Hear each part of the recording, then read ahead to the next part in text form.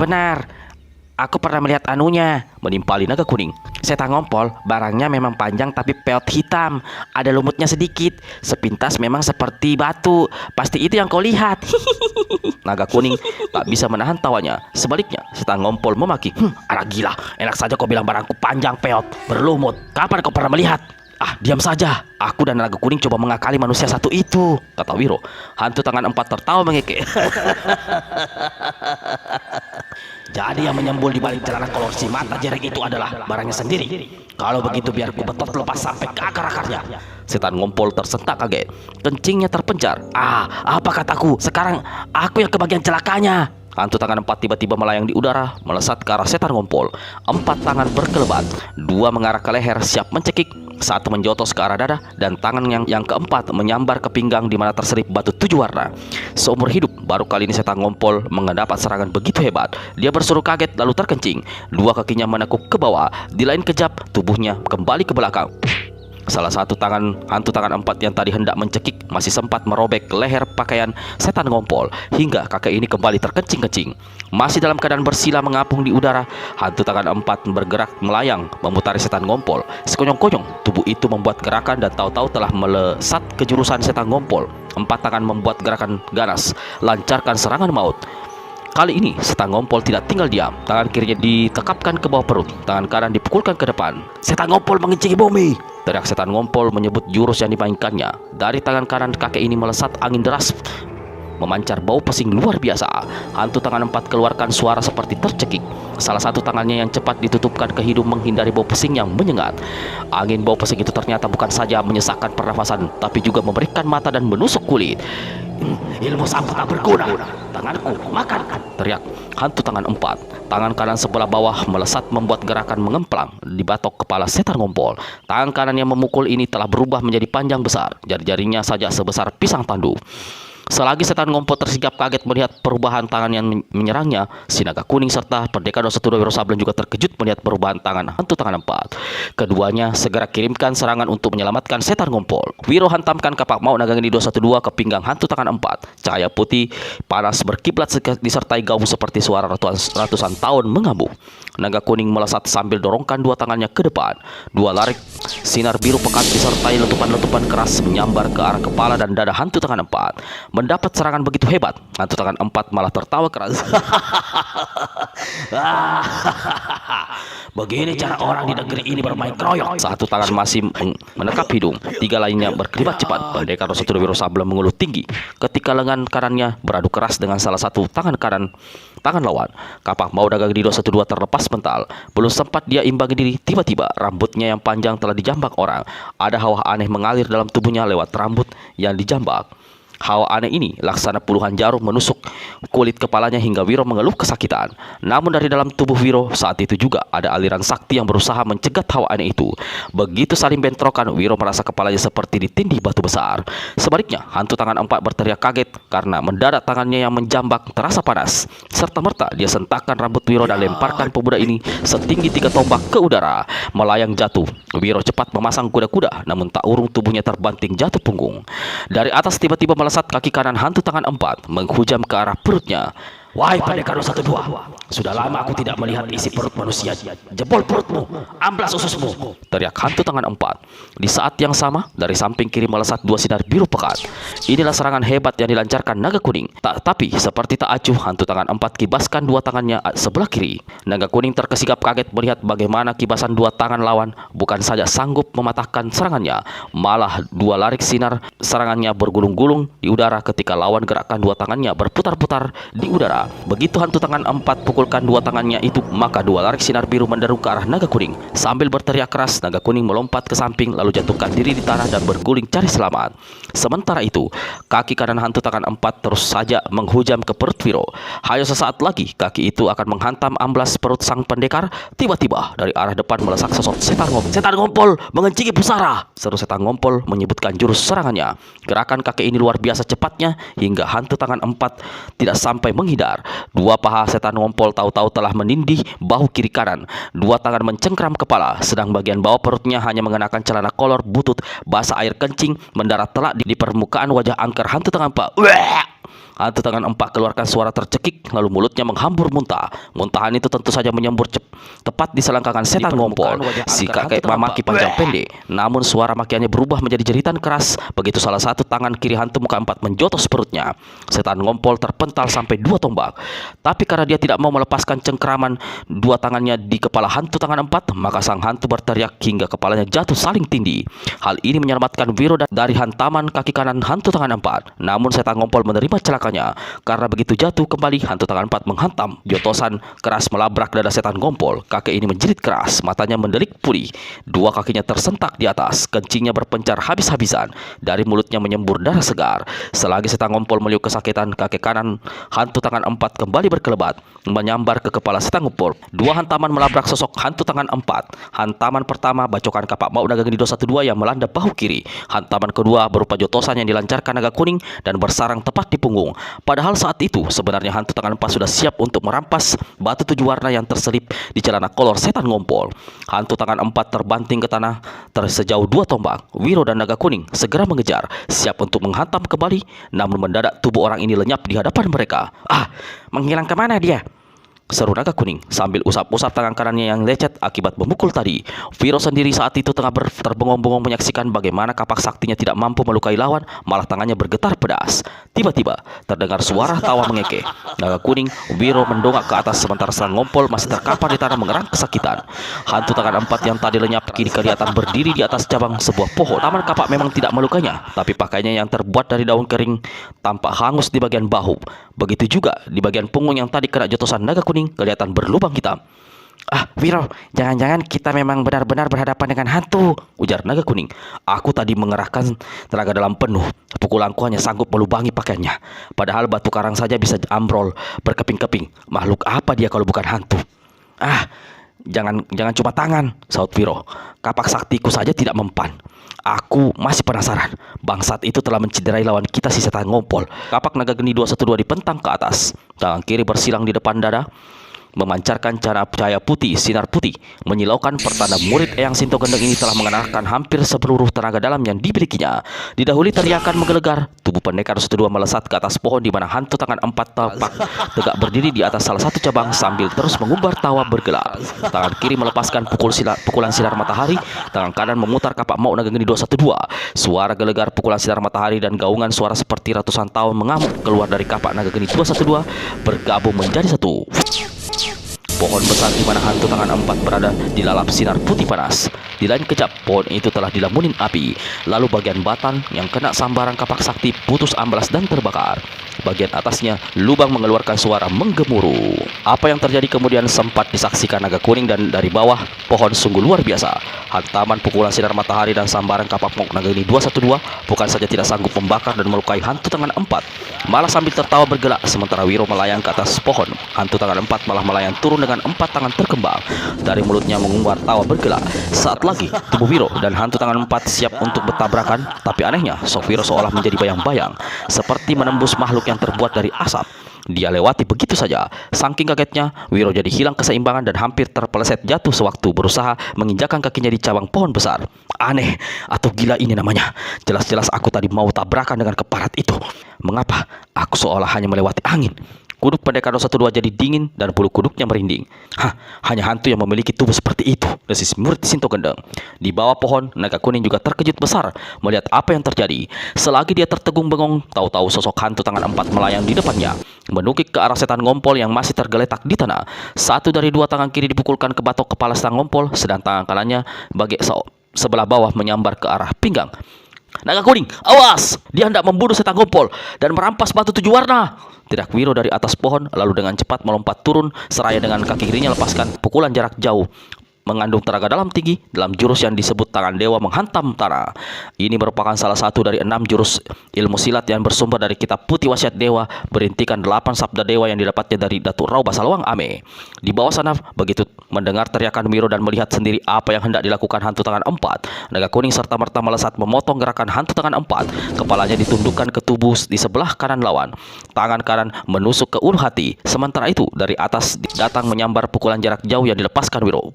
kepala naga kuning mendarat telak di sisi kanan hantu tangan 4, membuat makhluk dari masa 1200 tahun silam ini terdorong satu tombak. Di saat yang sama, tangan kanan naga kuning yang menggebuk menghujam di ulu hatinya. Dari mulut hantu tangan 4 keluar jeritan keras, tapi itu bukan jeritan kesakitan, melainkan jeritan kemarahan. Dia berputar ke arah naga kuning, 4 tangannya melesat di depan. Begitu cepatnya tangan-tangan ini hingga naga kuning tidak sempat menghindar. Rambut yang jabrik kena dijambak, bahu kirinya diremas, dan 2 tangan lainnya mencengkram di batang leher. Anak celaka, mampus kataku, harus mampus, kertak hantu tangan 4. Lalu 4 tangannya bergerak, tangan yang menjambak membetot ke atas. 2 tangan yang mencengkram siap mematahkan batang leher naga kuning. Bahu yang dicengkram pasti akan hancur dulu. Sekejapan lagi, kepala naga kuning akan tanggal. Pukulan dilepaskan Wiro mendarat di punggung hantu tangan 4. Untuk kedua kalinya, makhluk ini berteriak marah. Pakaiannya yang terbuat dari daun hancur berantakan, hingga bagian belakangnya nyaris bertelanjang. Namun, tubuh itu tidak cedera sedikit pun. Dan 4 tangannya yang mencekal tubuh naga kuning tidak satu pun dilepaskan. Ketika hantaman pukulan Wiro membuat terdorong keras ke depan dan jatuh saling tinggi dengan naga kuning, 4 tangan itu tetap mencekram. Dengan menyeringai, makhluk berwajah seram luar biasa itu menoleh ke arah Wiro saat itu telah menjejakkan kakinya di tanah. Kau boleh menghantamku dengan 1000 pukulan. Jangan harap kau bisa menolong bocah ini. Lalu tanpa pedulikan Wiro lagi, hantu tangan 4 berpaling pada naga kuning. Tanggal kepalamu, teriak hantu tangan 4. Tangan yang menjambak membetot ke atas, 2 tangan yang di leher mencengkram ganas. Sesaat lagi kepala naga kuning benar-benar akan dibuat tanggal. Terjadilah hal yang aneh. Hantu tangan 4 mendadak merasakan rambut, leher, bahu dan naga kuning licin sekali, seolah-olah diselimuti sejenis minyak. Bagaimanapun dia mengerahkan tenaga, jambakannya pada rambut si bocah terlepas. 10 jari tangannya yang mencekik leher melejit kian kemari, seolah terbenam dalam lumpur licin. Begitu juga tangannya yang hendak menghancurkan bahu, seperti berada di atas batu yang dilumuri minyak. Setiap dia coba menekan, tangan itu hanya meluncur di atas pakaian hitam naga kuning. Apa yang sebenarnya terjadi? Seperti diketahui, naga kuning bukanlah seorang anak biasa. Keadaannya saat itu memang terlihat seperti seorang bocah. Padahal sebenarnya dia adalah seorang kakek sakti mandraguna yang telah berusia 120 tahun dan menjadi orang kepercayaan Ki Gede Tapa Pamungkas. Satu makhluk setengah roh setengah manusia. Baca serial Wiro Sableng Tua Gila dari Andalas yang terdiri atas 11 episode. Ada di channel ini. Satu dari sekian banyak ilmu yang dimiliki naga kuning adalah ilmu yang disebut ilmu ikan paus putih. Dengan mengerahkan ilmu ini, maka tubuh serta pakaiannya akan berubah sangat licin, sehingga tidak ada satu kekuatan pun yang bisa memegang sosoknya. Anak jahanam, jangan kau coba mengakali diriku, bentak hantu tangan 4. Dari mulutnya melesat satu pekikan keras. 20 jari tangannya mendadak sontak berubah menjadi besar. Selain itu, pada setiap jari mencuat gerigi-gerigi tajam dan runcing. Hantu tangan 4 tertawa mengekek. Sekujur tubuhmu boleh berubah selicin belum? Apa sekarang masih sanggup lolos? Naga kuning mencibir. Kepalanya didongakkan, tubuhnya digelikan. Si bocah berteriak keras. Saat itu juga tubuhnya terlepas dari cengkeraman hantu tangan 4. Dia melompat menjauhi lawan. Hehe, aku mampu lolos. Apa katamu sekarang? Ujar naga kuning seraya tertawa mengejek. Haha hihi. Dalam kagetnya, hantu tangan 4 juga marah sekali. Dia melompat mengejar. 4 tangannya kembali berkelebat. Saat itu naga kuning tegak di tempatnya, namun tangannya dengan cepat membuka pakaian hitamnya di bagian dada. Begitu tubuhnya tersingkap, di dada anak ini kelihatan terpampang gambar naga bergelung berwarna kuning, memiliki sepasang mata berwarna merah. Naga kuning usap dadanya yang bergambar sosok naga itu. Lompatan hantu tangan 4 mendadak sontak jadi tertahan. 2 mulutnya membrojol seolah mau keluar di rongganya menatap tak berkedip. Ada getaran aneh masuk ke dalam tubuhnya lewat sepasang mata. Hantu tangan 4 mundur 1 langkah, lalu mundur lagi 2 langkah. Ketika dilihatnya bagaimana gambar naga di dada naga kuning seolah berubah hidup, membesar lalu bergerak keluar dari rongga dada si bocah dengan mulut membuka besar, memperhatikan lidah hijau bercabang serta gigi-gigi besar runcing siap menerkam. Dari liang hidung naga kuning ini keluar semburan asap biru. Wiro yang menyaksikan kejadian itu melendak kaget. Untuk beberapa lamanya dia tegak tertegun tak bergerak seolah kena sirap. Setan ngompol yang masih terhantar di tanah dalam keadaan kesakitan dan berusaha mencoba bangkit berdiri langsung rebah ke tanah sambil terkencing-kencing. Baik Wiro maupun setan ngompol yang sudah cukup lama mengenal anak itu baru kali ini mengetahui naga kuning memiliki satu ilmu yang begitu hebat tapi mengerikan. Naga hantu dari langit ke-7, teriak hantu tangan 4 tercekat serta berta sosoknya yang angker berubah kembali asal. Tangannya yang tadi sempat kini menjadi dua. Dia mundur dengan sangat ketakutan. 10 jari disusun. 2 tangan dirapatkan lalu diletakkan di atas kening. Sikapnya seperti orang menyembah. Ampun, wahai naga hantu. Aku mohon maaf. Aku tidak tahu kalau kau berada dalam tubuh anak itu. Aku mohon ampun, beribu ampun. Ketika punggung tertahan sebatang pohon besar, hantu tangan 4 jatuhkan diri berlutut. 2 tangan terus-menerus melakukan sikap menyembah. Naga kuning tidak peduli. Dia maju 2 langkah. Ular naga kuning yang keluar dari tubuhnya meluncur di udara, menyambar ke arah hantu tangan 4. Jeritan hantu tangan 4 setinggi langit begitu binatang ini menggelung di pohon besar sekaligus melibat tubuhnya. Jangan bunuh diriku. Mohon ampun, 1000 ampun naga kuning. Wahai naga kuning, jangan biarkan hantu dari langit ke-7 membunuhku. Jangan, tolong. Batang pohon berderak hancur. Hantu tangan 4 berusaha bertahan. Gelungan ular naga kuning semakin keras, siap menghancur dan melumat tubuhnya, mulai dari kaki sampai kepala. Darah mengucur dari mata, telinga, dan hidung dan mulutnya. Sosok hantu tangan 4 boleh dikatakan tidak terlihat lagi, lenyap dalam gulungan naga kuning. Naga kuning, tahan! Tiba-tiba pendekar U21 Wiro Sableng berseru sambil mengangkat kapak saktinya. Apa maumu, Wiro? Lepaskan dia, jangan dibunuh. Kau sudah gila atau sudah kerasukan hantu temannya kakek itu? Ujar naga kuning. Kau betul. Setan ngompol ikut berteriak sambil pegangi perutnya di sebelah bawah. Aku hampir mampus di tangannya. Kau tadi hendak dibunuhnya. Tahu-tahu sobat kita satu ini menjadi gila, memintanya tidak membunuh makhluk itu. Benar-benar gila. Otakmu pasti sudah sableng, Wiro. Wiro melangkah mendekati naga kuning dan berbicara cepat tapi perlahan. Jangan jadi orang tolol seumur-umur. Jika dia memang bangsanya hantu, apa kau kira kau benar-benar bisa membunuhnya? Dia punya 1000 penyawa, muncul lagi dalam wujud lain. Mungkin datang bersama puluhan temannya. Apapun kesaktianmu, apa kau bisa selamatkan diri dari pembalasannya? Dia mengaku salah, takut dan minta ampun. Kalau dia bisa, kita manfaatkan jadi sahabat. Gila, hantu hendak kau jadikan sahabat. Hari ini kau berteman, besok kau mampus dicekiknya. Dengar naga kuning, aku melihat keanehan di balik semua ini. Aku minta sekali lagi agar kau melepaskannya. Apa untungnya membunuh hantu? Naga kuning mencibir. Dia melirik ke arah setan ngompol lalu berkata, baik, aku akan bebaskan makhluk itu. Jangan menyesal kalau begitu bebas. Kau yang duluan ditelannya. Aku yakin dia tidak akan melakukan hal itu, jawab Wiro. Asal kau mau tanggung jawab saja akibatnya, kata naga kuning. Bocah, jangan ikut-ikutan sableng. Jangan dengar apa yang dibilangnya. Bunuh makhluk itu, kata setan ngompol. Lakukan apa yang aku katakan, naga kuning, kata Wiro dengan suara keras. Baik, jawab naga kuning seraya mencibir. Tangan kanannya diusapkan ke dada. Ular naga kuning besar mendengus keras. Asap biru membuntal keluar dari lubang hidungnya. Mulutnya membuka lebar dan kepalanya ditegakkan ke atas. Perlahan-lahan binatang kejadian ini lepaskan gulungannya dari pohon dan tubuh hantu tangan 4. Lalu sosoknya melayang mundur di udara, bergerak ke arah naga kuning. Buntutnya bergerak masuk ke dalam dada anak itu, menyusul bagian tubuhnya yang lain, dan akhirnya bagian kepalanya yang menyeramkan ikut lenyap. Kini yang kelihatan adalah gambaran naga kuning yang bergelung bermata merah terpampang di dada si bocah. Di bawah pohon sosok hantu tangan 4 tergeletak dengan muka bergeliman darah. Salah satu bahunya remuk dan beberapa tulang iganya patah. Tulang pahanya sebelah kiri retak. Dari mulutnya terdengar suara menggerang.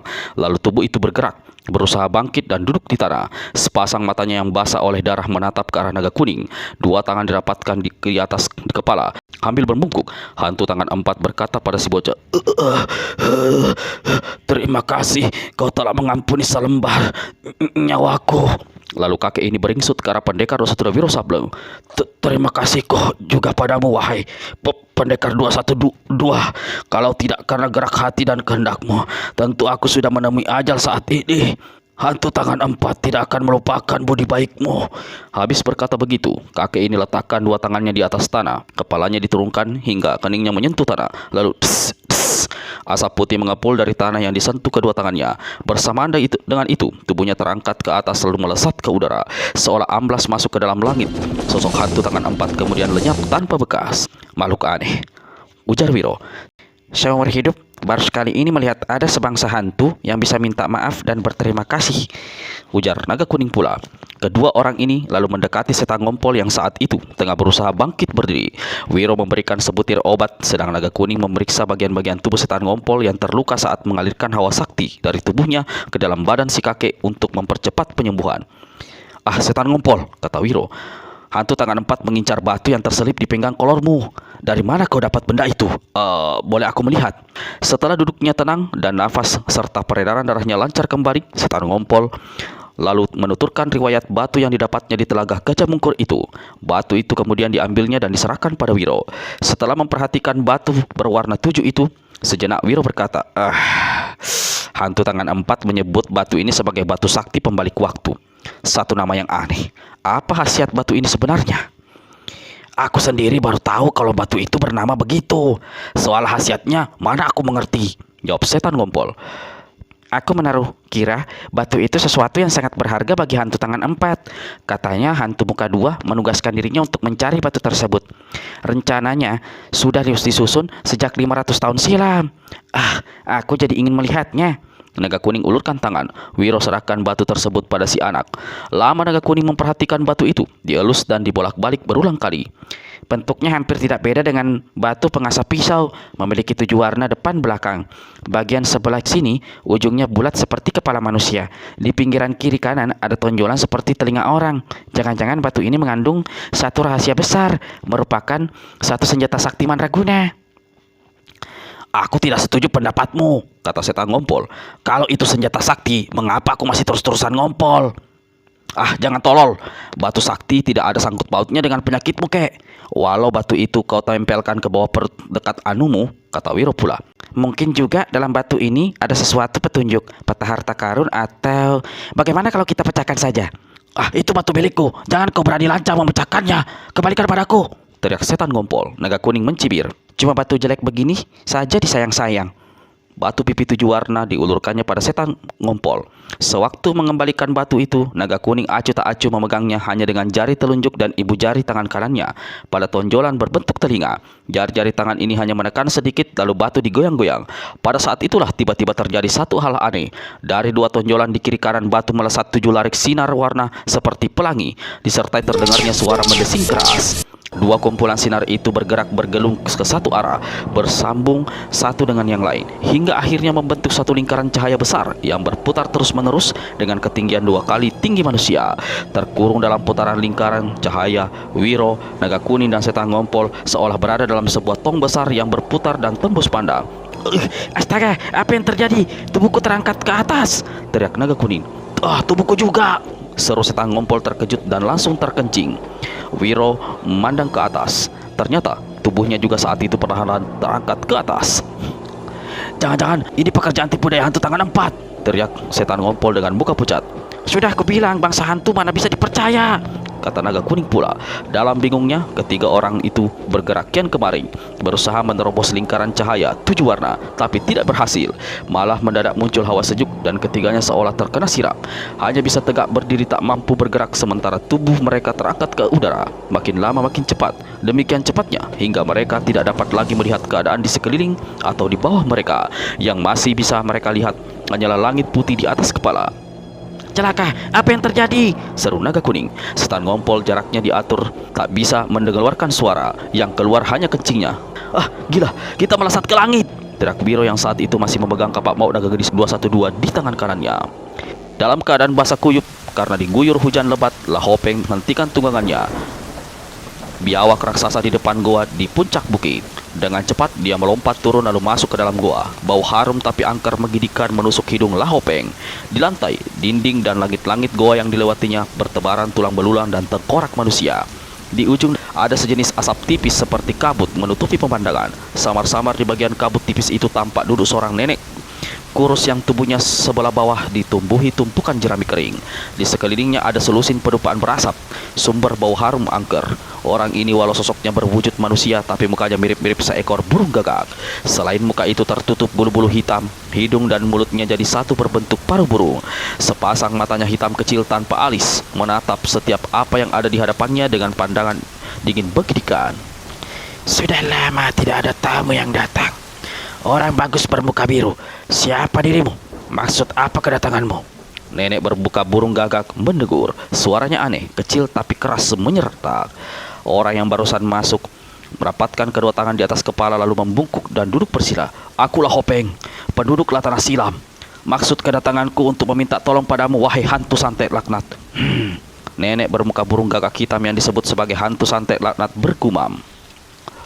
Bulutnya yang berbentuk paruh burung dipocongkan ke kanan.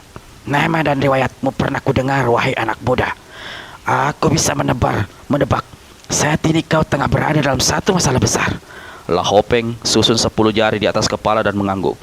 Tebakanmu benar adanya, wahai hantu santet laknat. Wahai Lah Hopeng, pertolongan apa yang kau maukan? Imbalan apa yang akan kau berikan?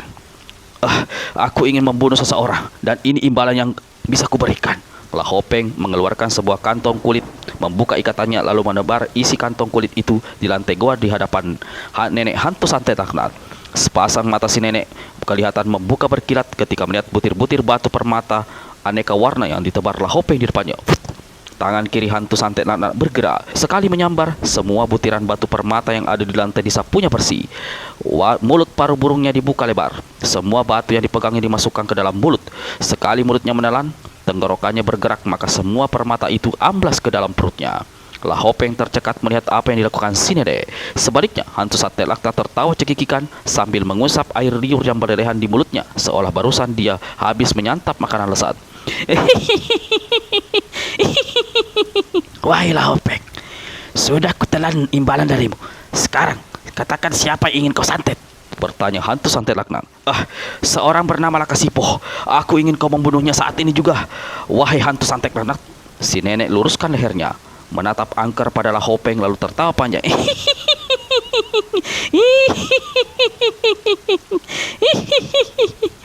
Aku sudah tahu riwayat dirimu. Aku sudah menduga siapa yang kau inginkan nyawanya. Lebih dari itu, bukankah kau dulu pernah bercinta dengan istri Lakasipo, kepala negeri Latana Silam itu? Aku telah mendengar perempuan itu telah menemui ajal bunuh diri di jurang Bukit Batu Kawin 1 hari yang lalu, kata Lah Hopeng dengan suara sedih. Aku ikut bersedih atas nasib malangmu, wahai Lah Hopeng. Kemauan para dewa dan takdir para peri tak bisa dihindari. Dengar baik-baik Lah Hopeng. Sebelum aku melakukan apa pintamu, perlu aku mengetahui keadaan korban ilmu kepandaian yang dimiliki oleh Lakasipo. Dia punya beberapa ilmu kesaktian, tapi cuma 2 yang aku tahu, wahai hantu santet laknat. 2 sudah bagus daripada tidak tahu sama sekali. Katakan, ilmu apa yang 2 itu? Pertama, yang disebut ilmu 5 kutuk dari langit. Apa saja yang terkena hantaman ilmu itu, sosoknya akan ciut, mengkeret, hitam gosong dan mati. Ilmunya yang kedua adalah kaki roh penghantar maut. Ini ilmunya yang sangat berbahaya. Benda apa saja yang terkena tendangan kedua kakinya pasti hancur. Makhluk bernyawa apa saja yang terkena tendangannya pasti akan menemui ajal. Hanya itu yang aku ketahui, wahai hantu santet laknat. Harap kau segera membunuhnya. Akan kulihat dulu keadaan. Akan kuperhatikan dulu suasana di langit dan di bumi. Akan kujajaki dulu hawa udara. Akan kutanyakan dulu pada para peri dan dewa. Kalau nasib peruntunganmu baik, aku akan menyantetnya mampus dalam sekejapan mata saja. Harap kau suka menunggu dan tidak bergerak di tempatmu. Si nenek bermuka burung gagak hitam lalu ambil 6 buah pedupaan berasap. 6 buah yang sangat panas itu diletakkannya satu persatu di atas kepalanya, disusun 3 tingkat. Walau pedupaan itu panas bukan main, tapi baik tangan maupun rambut serta kepala si nenek sama sekali tidak cedera sedikit pun. Lalu dia angkat 2 tangannya ke atas, dikembangkan lebar-lebar. Mulutnya meracau aneh. Mata kecilnya memandang ke langit-langit goa, lalu perlahan-lahan dipejamkan. Kepulan asap dari 6 pedupaan yang disusun di atas kepala semakin membuntal. Hawa harum aneh semakin menusuk hidung, membuat Lah Hopeng hampir sulit bernafas. Menunggu tak berapa lama, si nenek hentikan racauannya. Secara aneh, satu persatu pedupaan di atas kepalanya melayang turun, kembali ke tempatnya semula. Wahai Lah Hopeng, nasib buruk bagimu mendapat petunjuk aku. Lakasipo tidak bisa dibunuh secara langsung dengan ilmu santetku. Berubahlah tampang pemuda bernama Lah Hopeng. Mengapa begitu, wahai hantu santet laknat? Pertama, para peri ternyata memberikan perlindungan padanya. 2, para roh yang ada di sekitar negeri Latana Silam ternyata berpihak padanya. Ketiga, ilmu kesaktiannya yang bernama kaki roh penghantar maut sulit ditembus. Lah Hopeng seperti dihenyakkan di lantai goa mendengar ucapan si nenek. Tapi si nenek sendiri keluarkan tawa cekik. Lah Hopeng anak muda malang. Wahai kau, jangan dulu berputus asa. Hantu santet masih bisa mencari jalan. Memang Lakasipo tak bisa segera dibunuh. Tapi apa salahnya kalau dirinya dibuat mati tidak, hidup pun tidak. Tidak mengerti aku ucapanmu, wahai hantu santet laknat. Kau memang tidak perlu mengerti. Yang jelas kau tak perlu takutkan pembalasan dendam dari Lakasipo. Selama langit terkembang dan bumi terbentang di atas tanah silam. Orang itu tidak akan bisa mengganggumu. Dia akan menemui ajal secara perlahan-lahan. Sekarang kau boleh pergi. Pulanglah ke rumahmu, wahai Lau Hopeng. Sebenarnya banyak yang hendak ditanyakan Lau Hopeng, tapi pemuda ini takut si nenek akan menjadi kesal dan marah. Dia sudah mendengar banyak tentang keanehan si tukang santet ini. Orang yang minta tolong bisa saja bukan ditolong, malah akhirnya dibunuhnya. Setelah memberi penghormatan dengan menyusung tangan di atas kepala dan membungkuk dalam-dalam, Lau Hopeng segera tinggalkan goa di puncak bukit batu itu. 2 hari, 2 malam lamanya Lakasi menyiapkan makam batu untuk istrinya di lereng bukit Latinggi Hijau. Sore itu pekerjaannya selesai. Sebuah makam batu sedalam 5 jengkal siap menerima jenazah Luh Rinjani yang telah diawetkan dengan sejenis bubuk kayu yang diramu dalam cairan hingga tak rusak dan busuk. Tubuhnya terasa sangat letih, kakinya seperti tidak menginjak bumi lagi, sedang 2 tangannya penuh luka. Namun Lakasipo merasa puas, semua keletihan dan rasa sakit terhibur dengan selesainya makam batu itu. Disaksikan oleh sang surya sebentar lagi akan segera tenggelam, Lakasipo mendukung jenazah Luh Rinjani. Perlahan-lahan dia melangkah mendekati lubang batu. Dengan hati-hati, jenazah istri yang hanya sempat dikawininya selama 3 hari itu diturunkan ke dalam lubang. Pada saat itulah cuaca mendadak sontak berubah. Gulungan awan hitam menutupi langit. Di utara petir sambung menyambung. Gelegar suara guntur menggetarkan lereng bukit Latinggi Hijau. Lalu hujan yang sangat lebat turun mendera bumi. Petunjuk buruk apa yang hendak diberikan para dewa dan para peri padaku? Membatin Lakasipo seraya memandang ke langit. Sesaat gerakannya menurunkan jenazah Luh Rinjani terhenti. Udara cepat sekali menjadi gelap. Lakasipo memandang ke dalam lubang batu. Air hujan mulai menggenangi makam itu. Lakasipo segera membungkuk. Dengan hati-hati jenazah Luh Rinjani dimasukkannya ke dalam lubang batu. Kilat kembali menyambar. Sesaat keadaan di tempat itu menjadi terang benderang. Lakasipo melihat satu keanehan. Sepasang mata Luh Rinjani yang sejak tadi tertutup terlihat terbuka dan wajahnya tampak tersenyum. "Ah, Luh Rinjani," desis Lakasipo. Cahaya kilat lenyap. Bukit Latinggi Hijau kembali tenggelam dalam kegelapan. Sesaat Lakasipo masih terkesigap. Namun begitu sadarkan diri, dia segera mengangkat sebuah batu pipih besar dan meletakkannya di atas makam sebagai batu penutup. 6 buah batu besar kemudian disusunnya di atas batu penutup makam. "Wahai Luh Rinjani, apapun yang telah kau lakukan sebelum ajalmu, aku Lakasipo telah melupakan dan memaafkan semuanya." Di bawah hujan lebat ini, dalam gelapnya udara, disaksikan oleh bukit dan makammu, disaksikan para peri dan dewa, aku Lakasipo bersumpah untuk membalaskan sakit hati kematianmu. Akan kucari Lau Hopeng, akan dia kubunuh. Bila balas dendam terbalas, nanti aku akan menyusul dirimu. Kau lihat sendiri Luh Rinjani, aku sudah menyiapkan satu makam untuk diriku di samping makammu. Lakasipo melirik ke arah sebuah makam kosong yang sengaja dibuatnya di sebelah kubur Luh Rinjani. Sebelumnya, memang lelaki itu telah membuat makam untuk dirinya sendiri. "Wahai Luh Rinjani, aku akan meninggalkanmu. Aku akan kembali dan sering-sering melihatmu. Tenanglah dalam tidurmu. Para dewa dan para peri akan menghiburmu. Selamat tinggal, wahai Luh Rinjani." Lakasipo mencium batu makam di atas kepala, lalu bangkit berdiri. Sesaat sebelum pergi, dipandanginya makam batu itu. Di bawah hujan yang mulai mereda, Lakasipo menuruni bukit Latinggi Hijau, mendapatkan kuda berkaki 6 tunggangannya yang ditinggalkannya di bawah bukit. Dalam gelapnya udara, Lakasipo mendera binatang itu, memacunya sepembawa sang tunggangan. Belum lama menunggangi kuda, tiba-tiba lelaki ini melihat satu bayangan putih melintas di depannya. Kuda besar kaki 6 bertanduk 2 mendadak sontak hentikan larinya. 4 dari 6 kakinya diangkat ke atas. Dari mulut binatang ini keluar ringkikan keras dan 2 matanya yang merah memancarkan sinar aneh. Lakasipo cepat mengusap tengkuk binatang itu seraya berbisik, "Lah kaki 6, tenanglah, tenanglah. Tak ada yang perlu dikhawatirkan dan tak ada yang perlu ditakutkan." Lakasipo memandang berkeliling, menduga-duga berada di mana dia saat itu. Menurut perkiraannya, dia menjelang mencapai kaki bukit Latinggi Hijau, kira-kira setengah hari perjalanan dari negeri Latana Silam. Sudut mata Lakasipo menangkap sesuatu di sebelah kiri. Kudanya yang bernama Lakaki 6 kembali gelisah. Lakasipo cepat berpaling. Bayangan putih itu, Lakasipo kembali melihatnya. Dia memperhatikan dengan dada berdebar dan mata terbuka lebar. Di kejauhan sana, di antara kerapatan pepohonan, dia melihat sosok seorang perempuan berpakaian aneh berwarna putih. Sosok itu meliuk-liuk seperti asap atau kabut tertiup angin. Ketika dia memperhatikan wajah perempuan itu, kejutlah Lakasipo. Wajah itu adalah wajah Luh Rinjani. "Ah, wahai Luh Rinjani, bagaimana mungkin?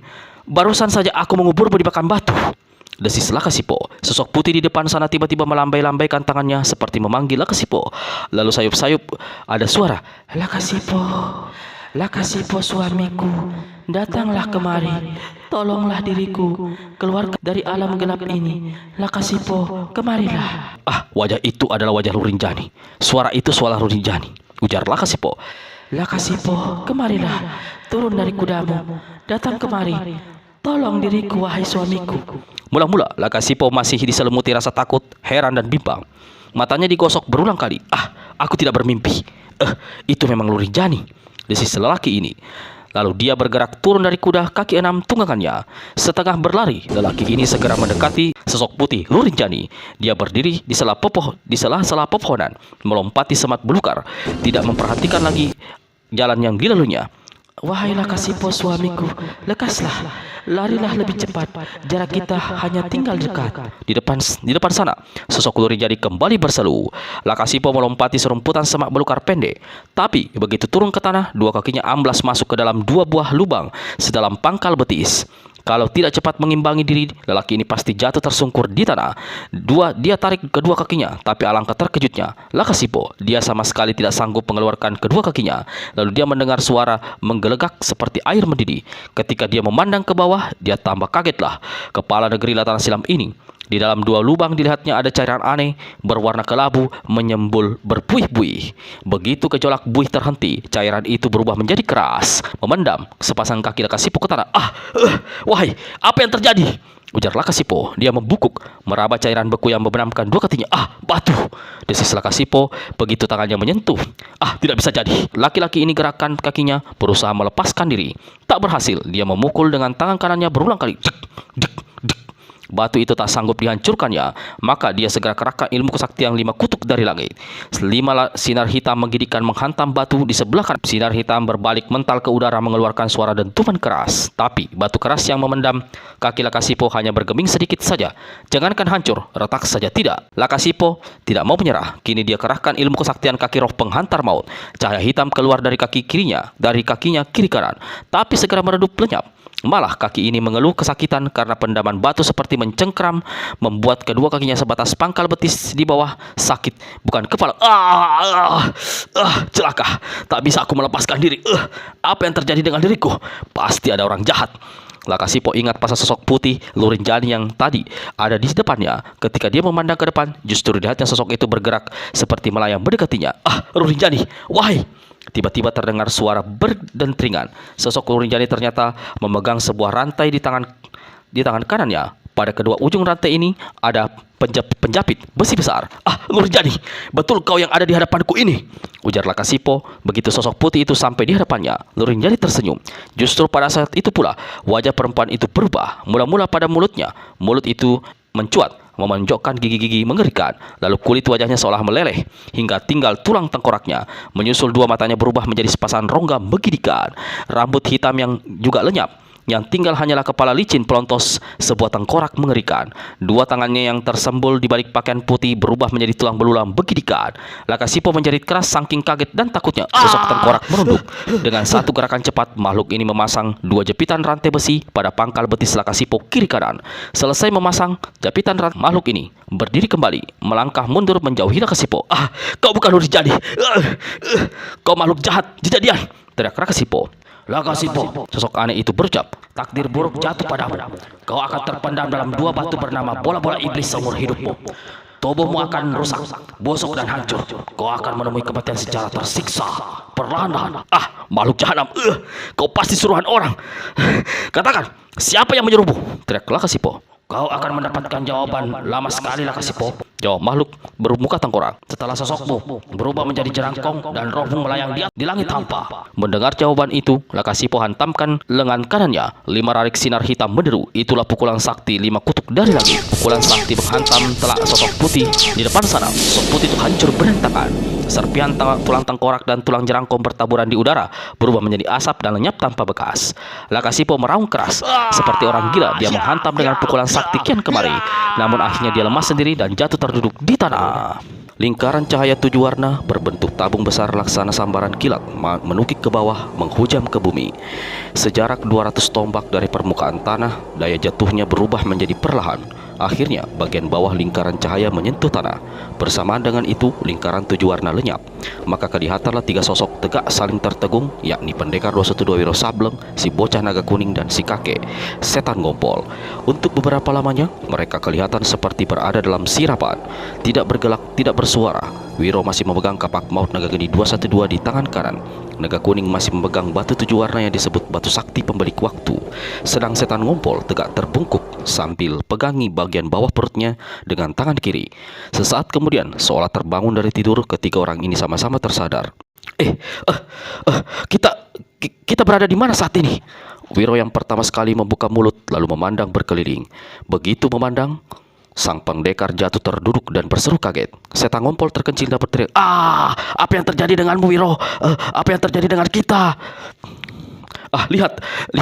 Lihat sekeliling kalian. Buka mata kalian lebar-lebar, jawab Wiro dengan suara keras tapi bergetar. Naga kuning dan setan ngompol sama-sama memandang berkeliling. Barulah keduanya kaget, berseru tegang dan jatuh terduduk di samping Wiro.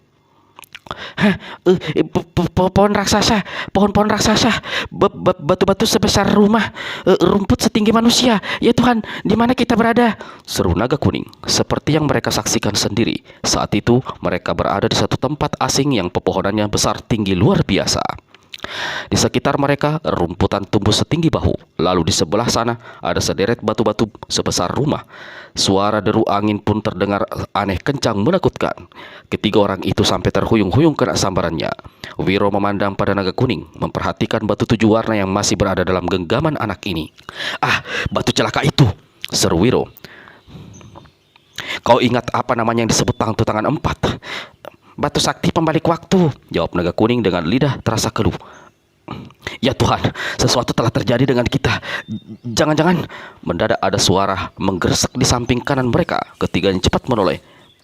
3 ekor kucing, ujar setan ngompol dan tentu saja sambil memancarkan kencingnya. Matanya dan juga mata Wiro serta naga kuning sama-sama mendelik. Di sela-sela rumputan bergerak 3 sosok binatang sebesar kucing.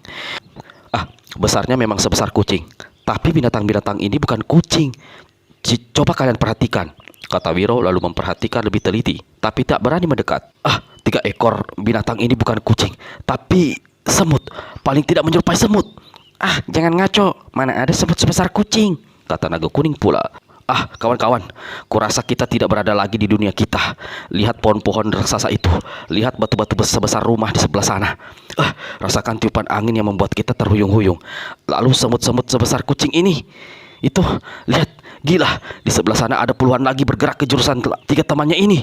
Wiro melangkah mundur. Naga kuning begitu melihat langsung lari menjauh. Setan ngompol melompat, tapi tersandung jatuh, berteriak ketakutan sambil terkencing-kencing, lalu sambil menubruk Wiro hingga keduanya jatuh gulingan. Malang bagi pendekar 12 sewaktu bergulingan, selangkangan setan ngompol menempel di mukanya.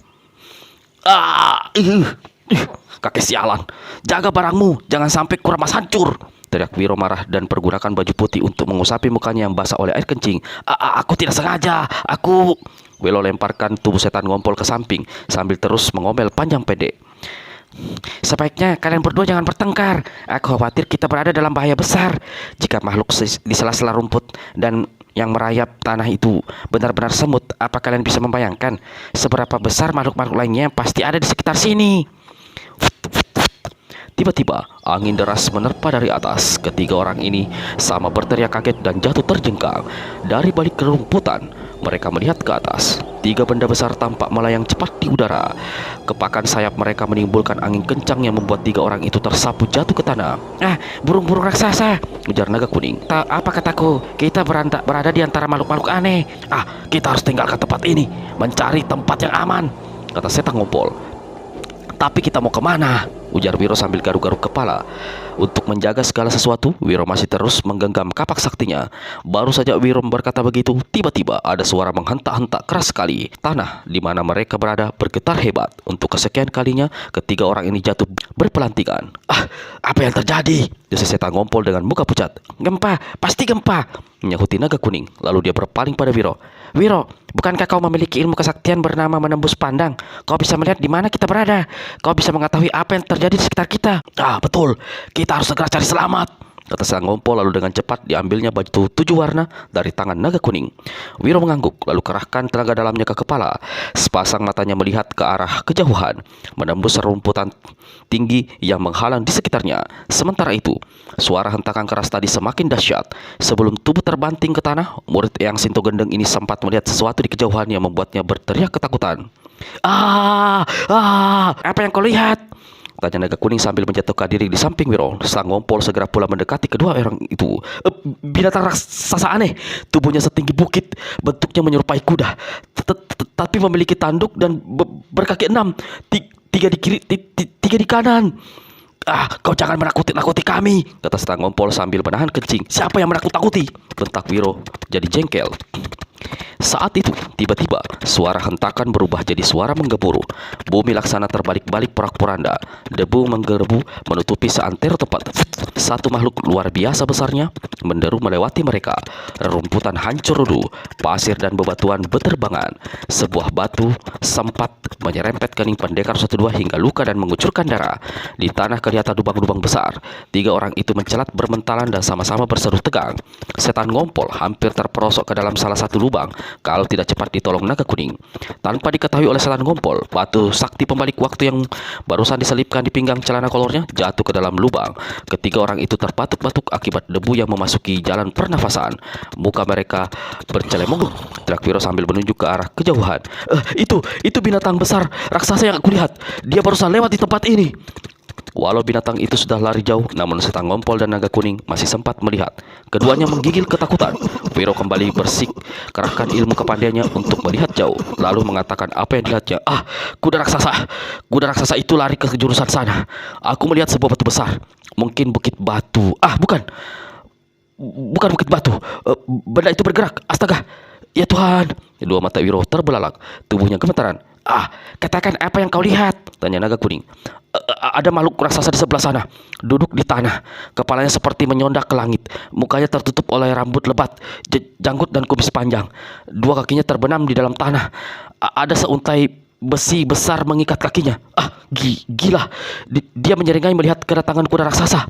Giginya sebesar jendela. Tiba-tiba kembali tanah bergetar dahsyat 2 kali berturut-turut. Apa yang terjadi? Tanya Setan Ngompol. Apa yang kau lihat, Wiro? Kuda raksasa itu ternyata dia membawa 2 buah bola besar. Astaga, bukan bola tapi 2 butir buah kelapa sangat besar. Kelapa-kelapa itu dijatuhkannya di tanah di hadapan manusia raksasa. Itu baru saya menimbulkan getaran hebat. Raksasa membelah buah kelapa dengan hantaman tangan. Dia meneguk air kelapa. Tobat. Apa yang tobat? Tanya Setan Ngompol. Ada sesuatu yang terbang di atas kepala raksasa itu. Itu pasti burung, kata naga kuning. Bukan. Wiro kedipkan matanya beberapa kali. Bukan burung, tapi seekor kelelawar sebesar terampah. Raksasa pergunakan tangan kirinya merangkap kelelawar itu. Lalu Wiro perlihatkan muka jijik dan ngeri. Raksasa melahap mentah-mentah kelelawar itu. Habis, tidak ada yang bersisa. Setan Ngompol muntah, bukan cuma dari mulut, tapi juga dari bawah perut alias terkencing-kencing. Lebih cepat kita meninggalkan tempat ini lebih baik, kata naga kuning dengan wajah memucat. Dia menarik tangan Wiro. Setan Ngompol sudah bergerak lebih dulu. Tunggu, kalian semua jangan bergerak. Sembunyi di balik rumput lebat. Memangnya ada apa? Jangan bicara keras-keras. Manusia raksasa itu kulihat tengah memasang telinga. Matanya memandang liar kian kemari, seperti mencari-cari. Hidungnya mengendus-gendus, membawa sesuatu. Dia tegak berdiri, memandang ke arah sini. Celaka, lekas berlindung. Wiro mendorong naga kuning dan Setan Ngompol di balik rumput lebat. Dari celah-celah rumput dengan muka pucat dan dada berdebar ketakutan, mereka menyaksikan satu sosok tinggi besar luar biasa berdiri berkaca pinggang. Rambutnya kotor panjang aut-autan. Kumis dan jenggotnya riap-riapan tak karuan. Matanya yang merah memandang ke jurusan di mana 3 orang itu bersembunyi. Kudaku, kaki 6. Sayup-sayup aku mendengar suara halus, seperti ada makhluk yang bicara. Apa kau juga mendengar? Bagi Wiro dan 2 kawannya, suara makhluk raksasa seolah suara guntur menggelegar. Ketiganya tekap telinga masing-masing. Sementara suara raksasa itu membuat mereka tergoncang-goncang. Kuda kaki 6 yang diajak bicara luruskan leher dan gerak-gerakkan daun telinga. Lalu binatang itu meringkik keras. Wiro, naga kuning dan setan ngompol berteriak kaget. Ah! Tubuh mereka kembali bertentalan di sela-sela rerumputan. Suara teriakan ketiga orang ini tertangkap oleh makhluk raksasa. Dia memandang ke bawah, ke arah kelebatan rerumputan di mana Wiro dan dua kawannya bersembunyi. Aha, aku melihat sesuatu. Mungkin serangga dan kutu daun. Tapi si raksasa membungkuk. Matanya dibuka lebar-lebar, memandang tak berkedip ke arah rerumputan. Dia hendak bergerak maju, tapi tertahan oleh kedua kakinya yang tertanam ke batu. Dia terpaksa membungkuk lalu meniup. Bagi Wiro dan dua kawannya, tiupan itu tidak beda dengan angin puting beliung. Rerumputan tersibak dan ketiganya terpelanting berkaparan. Wahai, ada tiga makhluk aneh di sela rumputan ini. Seru makhluk raksasa yang suaranya bagi Wiro dan dua kawannya seolah gelegar guntur. Merasa senasib, seketakutan, ketiganya saling berangkulan. Pada saat itulah makhluk raksasa ulurkan tangannya menyambar tubuh ketiga orang itu. Mati kita semua, jerit naga kuning. Pecah barangku. Wiro tak bisa berteriak karena salah satu jari tangan raksasa tepat menekan mukanya. Kepalanya serasa remuk.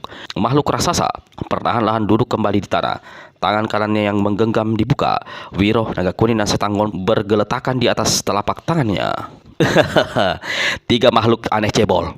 Suara tertawa makhluk raksasa membuat ketiga orang yang ada di atas telapak tangan bergulingan. Setan ngompol malah sempat jatuh, tapi lekas disambut kembali oleh makhluk raksasa itu. Untuk beberapa lamanya, ketiganya terlentang di atas telapak tangan, tak bergerak dan telinga masing-masing seolah mau pecah. Wahai makhluk-makhluk aneh, kalian dari mana datang? Mengapa sosok kalian sekecil ini? Perutku masih lapar. Tiga orang di atas tangan tergoncang-goncang. Kalau dia terus bicara, hancur telinga kita bertiga, teriak naga kuning. Wahai kau si cebol yang bicara, apa yang barusan kau ucapkan? Makhluk raksasa bertanya seraya gerakan tangan kanannya sedikit hingga tiga orang itu terlempar ke atas lalu cepat disambut kembali. Bagi si raksasa, melempar-lemparkan Wiro ke udara mungkin hanya sekedar permainan. Bagi ketiga orang ini sangat menyakitkan. Tubuh mereka saling tindih dan kepala pada benjut karena beradu. Wahai makhluk yang paling cebol, kau tidak menjawab pertanyaanku. Apa mau aku tindih seperti kutu di kepalaku? Wiro menepuk bahu naga kuning. Lekas kau jawab pertanyaannya tadi. Kalau dia sampai marah, kita bertiga bisa dibunuhnya. Aku mati ketakutan. Aku tak ingat apa pertanyaannya tadi, jawab naga kuning. Bocah sialan, biar aku yang bicara, kata pendekar 212. Lalu perlahan-lahan dia coba bangkit. Kapak di tangan kanannya digoyang-goyangkan. Lalu dia berteriak, "Hei, kau mau bilang apa? Suaramu tidak kedengar, wahai orang cebol." Wiro garuk kepalanya dan berteriak kembali, "Hei!" Tapi tetap saja tidak terdengar apa yang diucapkannya. Makhluk raksasa gerakkan tangan kanan ke dekat telinganya. Telinga raksasa itu seolah sebuah gua mengerikan bagi Wiro dan kawan-kawannya. "Hei, apa sekarang kau bisa mendengar?" teriak Wiro. Raksasa menyeringai. Suaramu masih kecil. Tapi ku dengar sudah bisa. "Hei, tanganmu jangan digoyang-goyang. Kami bertiga bisa jatuh. Kalau bicara jangan keras-keras. Telinga kami bisa pecah." Raksasa itu tertawa gerak-gerak. Akibatnya, Wiro, naga kuning dan setan ngompol kembali berpelantikan. Tahu apa yang terjadi, si raksasa hentikan tawanya lalu bicara perlahan. "Wahai makhluk-makhluk cebol, lekas katakan, siapa kalian bertiga? Sosokmu menyerupai diriku, tapi mengapa kecil begini? Jari tanganku saja lebih besar dari kalian." Kami manusia biasa. Kami bukan orang cebol," teriak naga kuning. Raksasa tekap mulutnya dengan tangan kiri lalu tertawa. "Manusia biasa seperti diriku ini. Kalian hanya 3 ekor kutu yang menyerupai manusia. Kalian bukan manusia beneran." "Kami manusia beneran. Kau yang raksasa. Ini pasti negeri raksasa," ujar Wiro. Apa katamu? Di negeri Latana Silam tidak ada makhluk bernama raksasa." Naga kuning membisikkan sesuatu ke telinga Wiro. Kau benar naga kuning, biar aku tanyakan. Wahai 3 makhluk cebol, perutku masih lapar. Walau sosok kalian tidak mengenyangkan, tapi lumayan dari cuma makan angin. Mati aku. Setan-setan ngompol lalu terkencing. Merasakan ada sesuatu yang membasahi tangannya, si raksasa meneritkan alis dan mengendus-gendus berulang kali. "Hei!" teriak Wiro. "Kami bertiga tidak akan mengenyangkan perutmu. Tidak ada gunanya membunuh dan menelan 3 ekor kutu seperti kami. Kami tidak sengaja kesasar ke tempat ini. Dengar dulu, Caramu bicara mengingatkan kami pada seseorang. Mungkin dia juga berasal dari tempat ini. Orang itu mengaku bernama hantu tangan empat. Raksasa gerakan tangan kanannya ke depan mata. Melihat mata besar dan luar biasa itu, Wiro dan kawan-kawan merasa ngeri bukan main. Apalagi dari lubang hidungnya yang sebesar lubang sumur selalu mengumbar hembusan nafas. Hah, hantu tangan empat. Bagaimana kalian tahu nama itu? Kalian mengenal orang itu? Bertanya makhluk raksasa.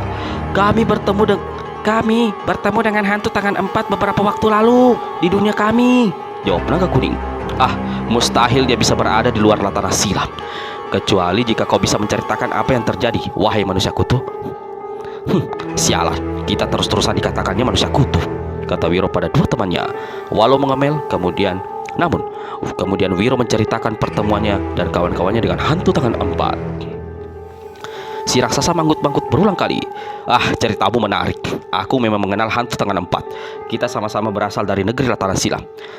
Berarti negeri 1200 tahun silam, kata setan ngompol yang bicara untuk pertama kalinya.